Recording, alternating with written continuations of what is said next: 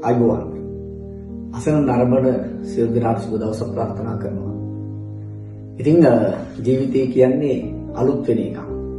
අලුත් බලාපොරොත්තු තියෙන, අලුත් හීන තියෙන, අලුත් මානයන් හොයාගෙන යන්නට වෙරදරන අමුතු එකක් තමයි ජීවිතය කියන්නේ.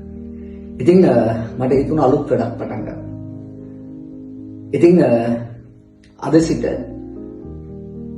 සෑම සතියකම විදුලිසි අධ්‍යාපනික YouTube නාලිකාව හරහා පැරණි සාහිත්‍යමය භාවිතයන්, සාහිත්‍යමය යෙදුම්, ඒ වගේම ගොවි ජනවහරේ යෙදෙන පද, පළාත් ආශ්‍රිතව යෙදෙන පද, විශේෂ කියමන්, අපේ භාෂාවට අදාළ බොහෝ දෑ පිළිබඳව පොතපතෙහි තිබෙන අරුත් නිරුත් පිළිබඳ සාකච්ඡාවක යෙදෙන්නට තමයි මේ අලුත් වැඩ සටහන පටන් ගන්න. ඉතින් ඔබට පුළුවන් මේ YouTube නාලිකාව සමග සම්බන්ධ වෙලා දැනුම බෙදා හදා ගන්නට මම ඔබ සියලු දෙනාටම ආරාධනා කරනවා අලුත් වැඩිත් එක්ක එකතු වෙන්න කියලා. අපි අලුත් වෙමු. දැනුම අලුත් කරගමු. පොතපතේ තිබෙන දැනුම, පැරණි ග්‍රන්ථගත දැනුම, ඒ වගේම ජනප්‍රවාදීන කාරණාවන්, කතාවන් මේ සියල්ල එකතු කරගෙන අලුතෙන් දැනුම සොයාගෙන යන වැඩපිළිවෙලක් අපි හදාගන්නටයි මේ වැය.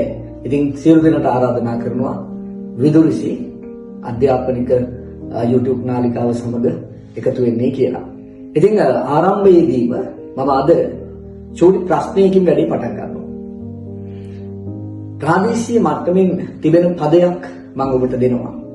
බලන්න හොයාගන්න පුළුවන්ද කියලා.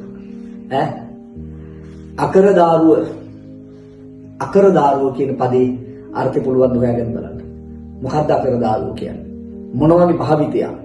කොහෙද මේක භාවිතා වුනේ? මොන වගේ අවස්ථාවලද භාවිතා වුනේ? අත් බලමු හොයාගන්නට. එමනම් ආරම්භයේදීම මම ඔබට දෙන පදය තමයි අකරදාරුව කියන පදේ අර්ථය හා භාවිතයන් මොන වගේද කියන එක.